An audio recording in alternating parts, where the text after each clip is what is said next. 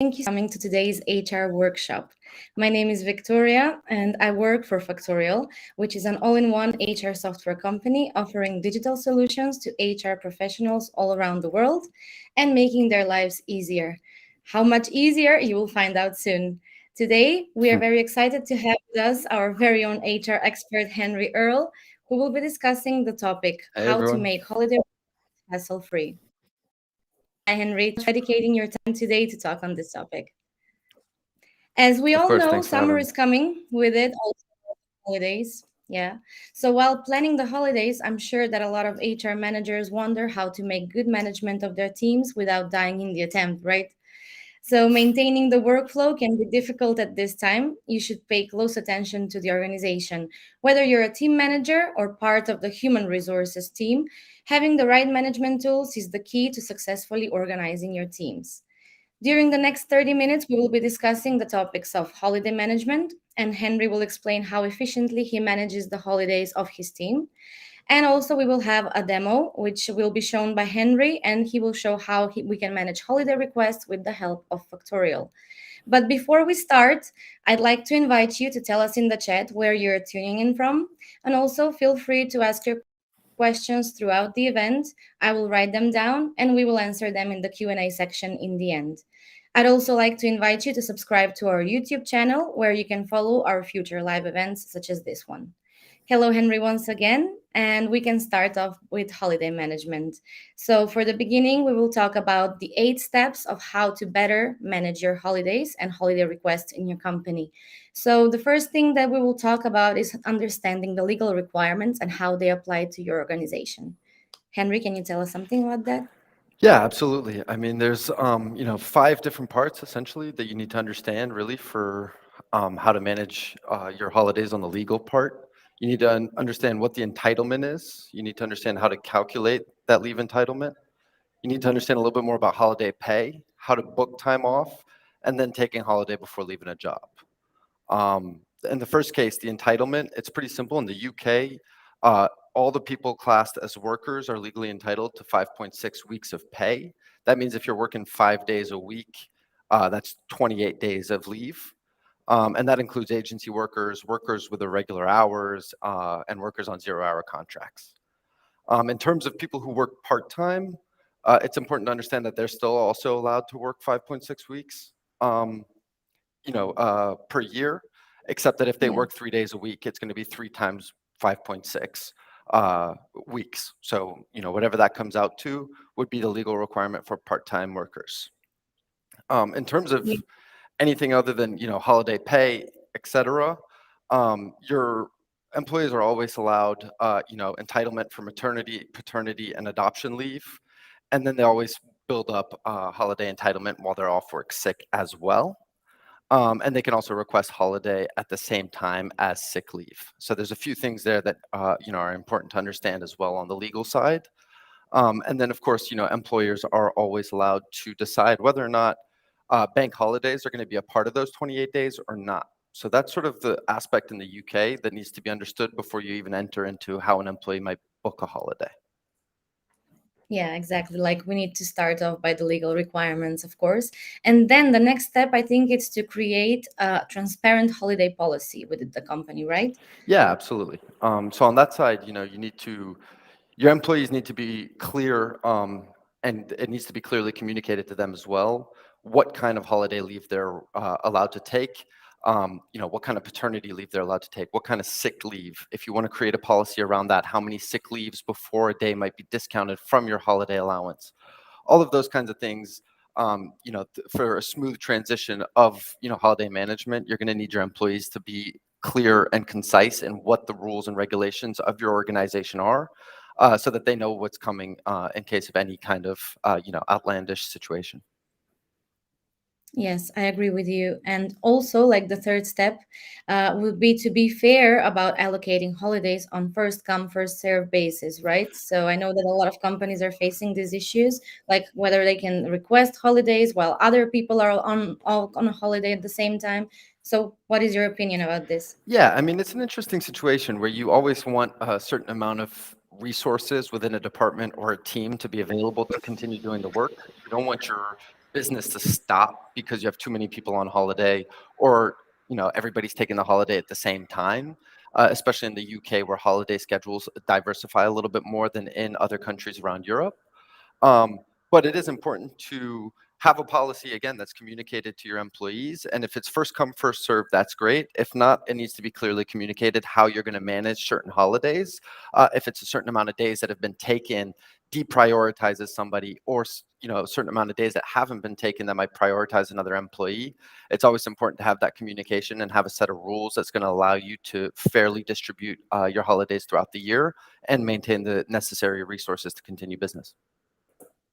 Yeah, so from these three steps, we can conclude that it's very important to have like a holiday management strategy and policy within the company.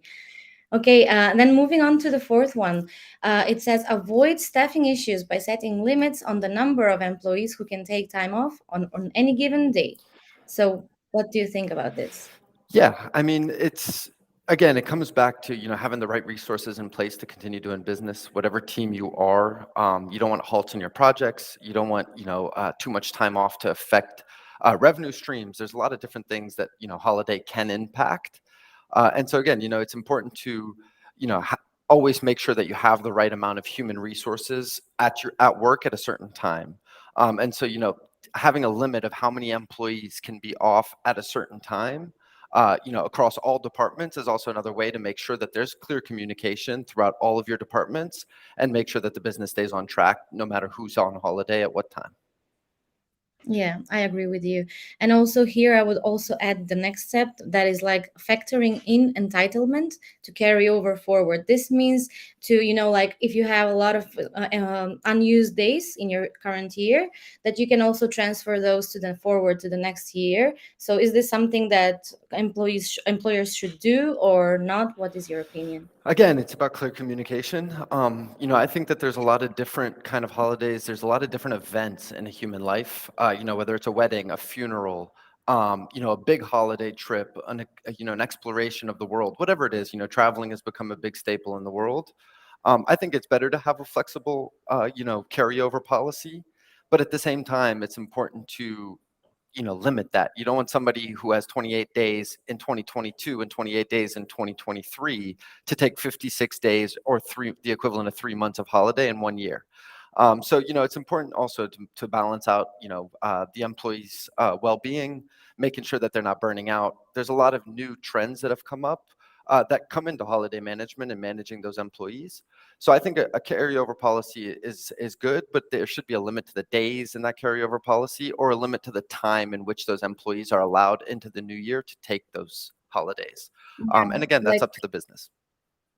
yeah, like for example, in one of my previous companies, we had like 3 month period to take the remaining days off. So you can like allocate those within that time frame. So I think it's Yeah, useful. 3 months, or similarly, I've worked in another company that it was you only got 7 days carryover. So if you finished the year out with 12 days, you only got that extra week and a half into the Mhm. following year, and that incentivized a lot of employees to take their holiday, which maintained that work-life balance pretty well. Mhm. Okay, thanks. And another step for better holiday management is to automate your entitlement tracking, which means to automate absence requests. What is your opinion on this? Yeah, I mean, again, it's about productivity more than anything. You want to make sure that everything is clearly communicated, but you also don't want to be spending too much time on tracking who's at the office when, how many requests have come through. You also don't want to double book or have to go back to an employee and essentially tell them that you can't take your holiday because the company made a mistake. So being able to automate all of that, having a bird's eye view on what's going on in terms of the human resources and when they're going to be at the office, when they're going to be on holiday, and all the different types of absences that they might take. In my opinion, it just makes work more efficient, and more productive at the end of the day. And that's where that automation kind of comes into play. Yeah, and here I need to add the next step to this one, like they're interconnected, making the booking of holidays very simple. So I think that maybe, having those request letters will be something of the past. Maybe we should like make it as simple as possible so that the managers don't feel overwhelmed with too many requests at the same time. Yeah, no, absolutely. And it just takes a step out of the process as well. Whereas, you don't want your employees to have to move around. You don't want, multiple eyes to be on the same thing. You just want it to be a fluid process where the employee feels comfortable knowing exactly how many days he has left or has taken. Um, you want your managers to be able to see exactly who's going to be working those days without having to, run through a bunch of paperwork. And in the era of digitalization, being able to click a button and request holiday or approve holiday is, absolutely the new trend in the sense that it just saves a lot of time. Yes, I agree with you. And we come to the last step for better holiday management, which is leverage intelligent absence reporting and insights, which means distribute the responsibility of supervising your company's absences. Yeah, I mean, everybody talks about responsibility these days, and it's important to, split the responsibility up. If one person's responsible for the entire process, it becomes complicated in the sense that human error gets involved. Whereas if you just delegate and kind of distribute the burden, the responsibility, it saves everybody a little bit of time. The process is more efficient, and ultimately you just remove that human error aspect, and you can just create reports with all the information and know exactly what's going on, and also compare. For business productivity, you can compare February of 2021 against a February of 2022 and a February of 2023. And if you start to realize that there's trends in when your employees are taking holiday, you can plan your business around that. You can make sure that your revenue streams are up and running at those times, based off of data, based off of information and reporting. And so that's where that really comes into play, and just helps make better decisions moving forward. Yes, I agree with you, especially for the summer holidays that are coming now.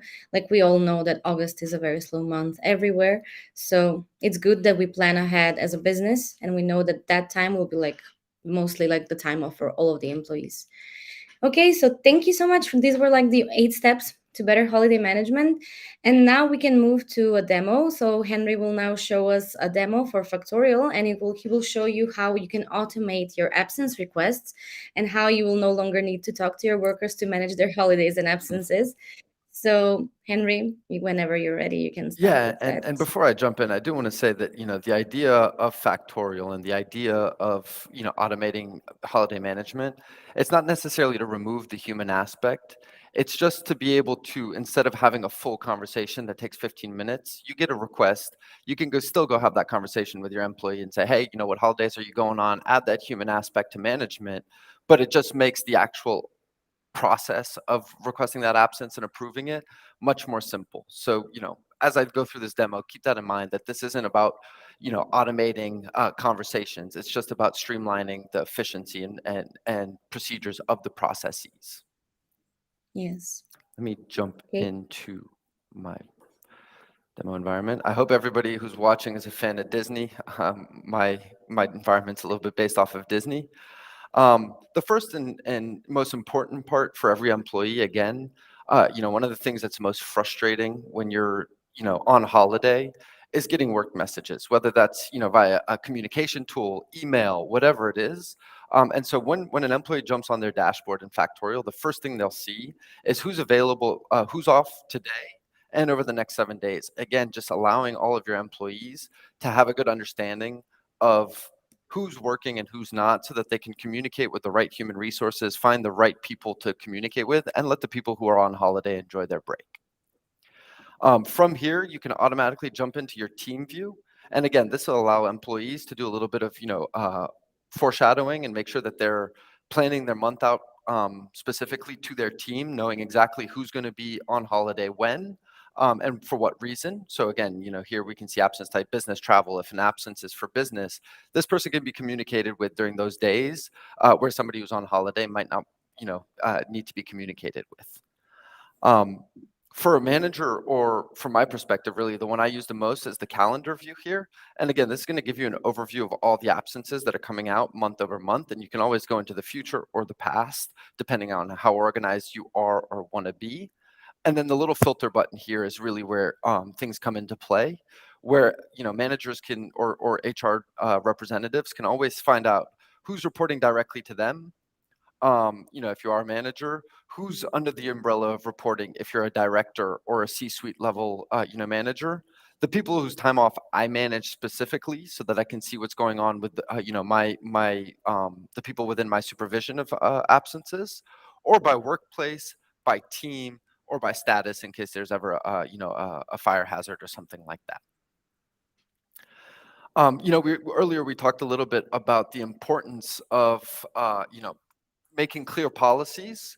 This part is going to be building out those policies, and then you will be able to communicate those policies directly with your employees. But before jumping into the policies, I think it's important also to understand what kind of absence types a business is going to offer to their employees and wants to report on. With Factorial, you'll be able to build out any absence type you want to, and then you'll be able to parameter that absence type the way it's supposed to function. So a good case study here is obviously, during the pandemic, a lot of companies went digital, a lot of, remote working happened. But one thing that companies, didn't necessarily have the information on, but now could in a new case or even during COVID, was understanding exactly what the impact of COVID was on a specific business. And so you'd be able to build that absence type, and then you'd be able to jump in and parameter that absence type so that it works exactly the way you want it to work. So if you need your COVID test, whether that's visible to other employees, in this case, you would make it visible so that everybody knows that that person had COVID, and you can do some contact tracing. Is it a working day? No, the employee won't be worked. And then the minimum request time and maximum request time. So each of these absence types can be parametered the way you guys want it to work. And the way an HR professional needs to understand it. And then each of these absence types, and we'll get to the analytics, can be reported on following any kind of absence that's been taken. So you can understand really how many employees had COVID, how many times did those employees have COVID, and what that impact ultimately was on the business month over month or week over week or day over day. From there, you'd be able to block out periods. This is sort of if you do offer 2 weeks off at Christmas that are mandatory for your employee to take, or if you don't want a holiday to be taking on a company event day or something like that, you'd be able to block out those periods, and that would basically remove the ability of your employees to request a holiday or any kind of absence during those blocked periods. Then we talked a little bit also about the approvals. And some companies like to have a multiple approval system in case a manager is on holiday and somebody else wants to go off on an absence for whatever reason. Who is the next person in line who's going to approve that time off? And here you'd be able to build as many approval groups as you wanted to be able to manage that as efficiently as possible and ensure that all your bases are covered no matter what's going on in the business and in absence management in particular. And then finally, we're going to build out our policies. With Factorial, you'll be able to build out as many policies as you want for teams, departments, different employee types, different jobs. You'll be able to build that all out so that it works seamlessly in the background as you add different employees to those policies. Within those policies, you're basically going to name and describe what that policy is for, and then you're going to build out all of your allowances. These allowances can be hourly allowances. They can be, time off in lieu, anything like that that you want to build out. You'll be able to build those out, and then you'll be able to completely parameter them. As Factorial likes to be a flexible and agile tool, you'll be able to come in and offer the different absence types to different employees. For instance, junior level employee might not have a business travel or might not need that kind of absence, whereas your C-suite level will. You'll be able to build all of that out directly from Factorial. How many days are in that allowance, what their base is. So in this case, in the UK, as we discussed, would be 28 days. You could do calendar days if you do have Saturday and Sunday working. Our base allowance days prorated. You can choose if they are or not. If you do have a maximum allowance days, you'd be able to put that in as well. Are those days accrued all at once or throughout the year on a daily basis? And are they, within the same cycle, as in from the beginning January 1st of 2023 to December, or from the contract start date to the contract to the following year? And then, can the counter be negative? That, again, is so that you can count, if somebody's taking too many holidays and deduce that policy for the following year. And then we also talked about carryover settings. And the carryover settings, you can pick how many days carry over and then what that cycle ends at. So, if you want to give it 1 month, 2 months, 3 months, or if you want to just, say that they can carry over for up to 3 or 4 years, you'd be able to do that as well. And then finally, one thing we didn't talk about is a lot of businesses like to give tenure, which means that once you've been there and you have a seniority level and you've been working at that company for a certain amount of time, you get new, extra days of holiday, to thank you for your longevity at the office. And again, you'd be able to build out as many new tenure periods as you wanted to for different levels of employees and for different time off policies. So that's a little bit about how you would set up your, absence policies and time off policies in the background. Following that, your employees would each have their time off section here. What is that going to look like? This is going to allow them to have a full understanding of what their holiday, counter has looked like, and the days that they've taken, the days they're available, and the days that they've accrued year over year, as well as a description of when they've taken those holidays, color coded to the type of absence they might have taken in that time. Any requests that are still pending for review would also sit within here so that they can always see what hasn't been approved in case they do need to approach their manager. And then all the past time off that they've taken, as well as rejected requests for whatever reason, would all be able to be put into their own counter so that your employees can always track their own absence management as well. To request a new absence, the employee would just have to come in here, select the type of absence that they're going to take, a description if they want to put in a description, and then Factorial will always give them an understanding of who that overlaps with in the company as well as on their team. This is designed so that the employee already has a good idea of whether that's going to be an absence that can be approved, or if it's an absence that is definitely going to be approved, or if there's too many people out of their team or out of the company at that time, respect the policies that the company set and not even request that holiday, find a different time to take those absences.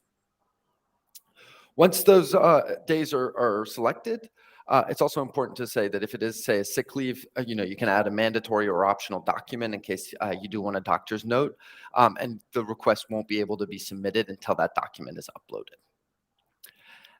And then finally, once that's sent out, whoever their time off supervisor is will get an email as well as a notification in the app on your phone, as well as in the desktop version here. They'll be able to click into that pending request. They'll be able to see all the different pending requests that are available for that specific employee that's working for them, as well as a resume of all the absences they've taken throughout the year. To click on a new absence request, they'd be able to come in. Again, the manager will be able to see who in the company as well as who on the team, if it does overlap with somebody on the team, and they'd be able to reject or approve the entire request. If they reject, they'd always be able to leave a little message so that the employee understands why that was rejected. Say a message that is, too many people are absent already at that time. And the employee will get an email as well as a little notification that lets them know why that absence was rejected. From the HR perspective, the HR team can always jump into any specific employee through the employee portal here, jump into their profile, go to their time off, and again, any employee, they'd be able to see the time off that they've had throughout the year, and how many days they've accrued, available, and taken. Again, if they want an overview to remind employees that they have holiday that still needs to be taken before the carryover period ends or before the end of the year, or if an employee is taking a lot of holiday and it's very early in the year, reminding them that they're going to be at work for numerous days in a row towards the end of the year. All of this comes back into the bread and butter of an HRIS and what Factorial does, which is the ability to report on all of these absences throughout the year. And again, we offer an employee library, which is going to allow you to report on specific categories and present typical different reports that HR professionals are going to need to be able to track the holidays. You'd be able to build out your own reports as well. Or the most important is the ability to track all the different holidays that might be accrued throughout the year. So for instance, here we can see a report on the duration of the absences month over month. Up here, we can see absent employees month over month, by date or by their name. And then finally, if we want to look at absences per type, as I mentioned with the COVID instance, we'd also be able to take a look at all the absences that have been taken per type of absence and really understand what's going on in terms of the time off allowances, absence types that have been taken, and really report on exactly how many employees had COVID, or how many employees have been on vacation in what months, month over month, year over year, etc. So that's a little bit of a brief dive into what Factorial offers when we're talking about holiday management. Honestly, I enjoyed the reports the most. I mean, of course, this is not my first time to see how Factorial works, but the reports are my favorite part because I think that they like make lives easier and they help a lot while we'll like seeing like an overview of everything of how it's working, how it's not, whether there's some overlaps or whatever. So thank you, Henry, for this wonderful demo. I also left here like a QR code to book a demo with him again if you want to, ask more questions specific to the software. And now we will be moving to the Q&A section because we're approaching the end of this workshop. So let's see now with the first questions that we have. This one, I'll put it here. Should there be clear deadlines for employee holiday requests? Clear deadlines. I think that clear deadlines, yeah, absolutely. You don't want employees requesting holiday for the following day. But more importantly than clear deadlines, I think it's important to have, uh, especially for longer term holidays. Let's say an employee wants to go on vacation for 2 weeks. A 2 week absence is a sufficient absence. And so you need to have some sort of deadline at when the employee needs to request that holiday before taking it. And I think it's important to also create deadlines that differ. If somebody wants to take a day off because it's their friend's birthday or it's their birthday, or it's a friend's wedding or something like that, and it's last minute, the deadline for a 1 or 2 day, holiday should be different than a deadline for a 2 week holiday. So making sure that, again, that's communicated and that you have those clear deadlines that are put through and communicated to the employees is always really important. Yeah, I agree. And I think it was something like 2 weeks notice for a 2 weeks vacation or something like that. So Yeah, that's typically how they would do it. But sometimes, it's better to ask for even more time so that you can plan around and make sure that you have, the available resources.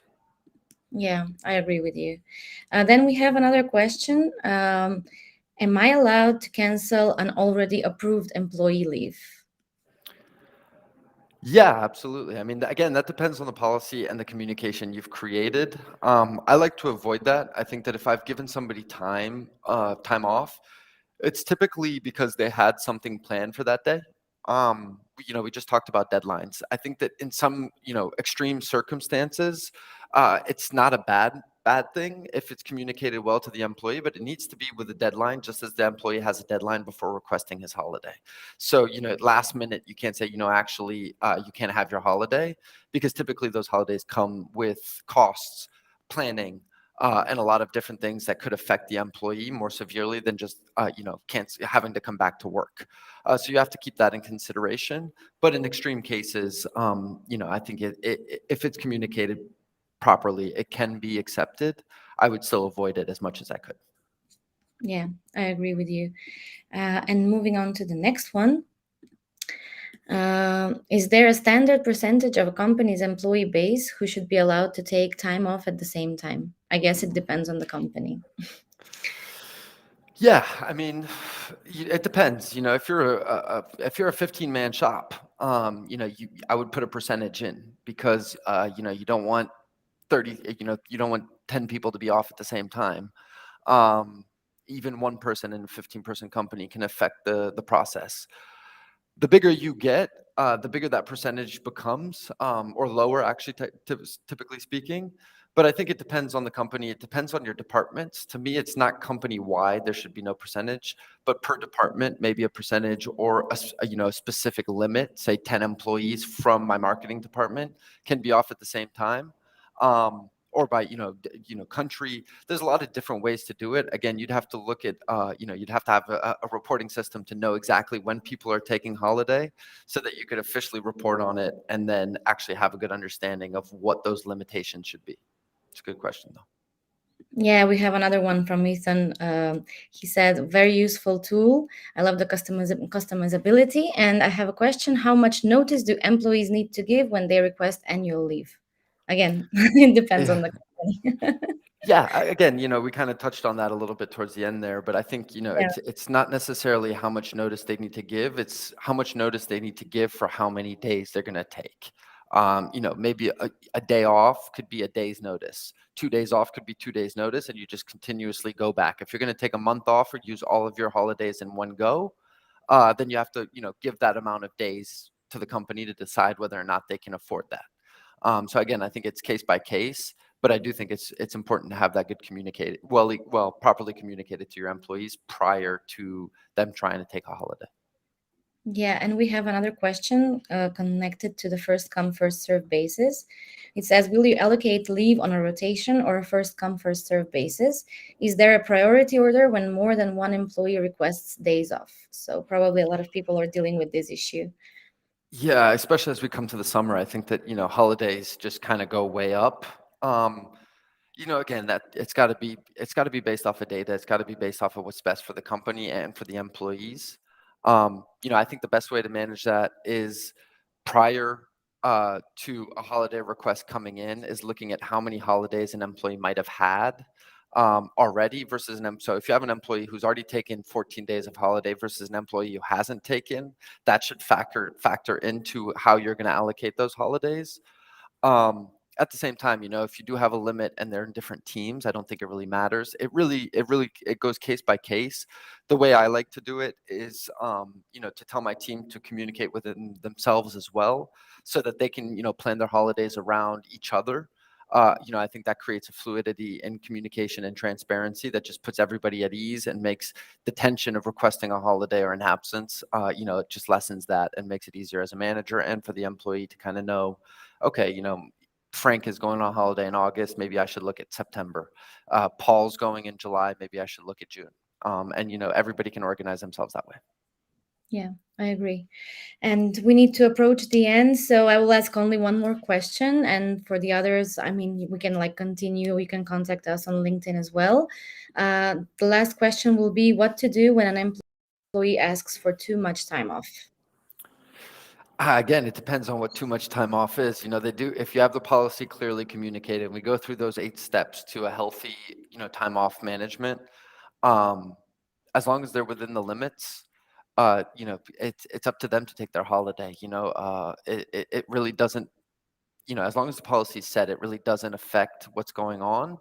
Um, if you do find, however, in the data that it's starting to become a repetitive pattern or somebody's taking the same month off every year and that's having an impact on the business, then it's on us to reevaluate. It's on the business to reevaluate and make it clear in the communications and in the policies that won't be allowed anymore. And explain yourselves as to why. It's based in data, it's based in productivity, it's based in revenue streams.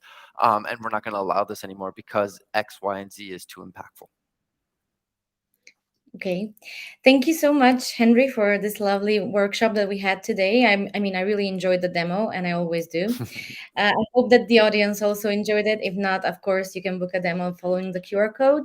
And thank you so much for also responding all of these questions and talking on the steps for better holiday management. And in the end, I'd like to thank everyone who attended this event. In the following days, we'll send you all the resources connected to this via email. If you tuned in later, you missed the beginning, don't worry. We'll send you the recording also. And for more HR events like this one, other videos connected to human resources, please subscribe to our YouTube channel and stay on top of all current trends. And in the end, don't hesitate to add me or Henry on LinkedIn so that you can ask him the further questions that you might have on this topic. Thank you, Henry, again. Absolutely. Thank you, Victoria. Thank you. Bye bye.